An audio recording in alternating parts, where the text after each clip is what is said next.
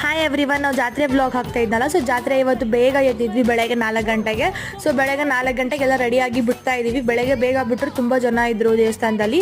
So ನಾವು finally ದೇವಸ್ಥಾನಕ್ಕೆ reach ಆದ್ವಿ, ನಡ್ಕೊಂಡೇ ಹೋಗಿದ್ವಿ.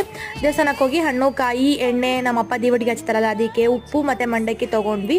ಅಷ್ಟರಲ್ಲೇ ನಮ್ಮಪ್ಪ ಗಜ್ಜೆ ಕಟ್ಕೊತೀನಿ ಅಂತ ಗೆಜ್ಜೆನೂ ಕಟ್ಕೊಂಡ್ರು ಚಾಕ್ರಿ ಮಾಡೋಕ್ಕೆ. ದೇವಸ್ಥಾನದಲ್ಲಿ ಮಾತ್ರ ತುಂಬ ಜನ ಇದ್ದರು.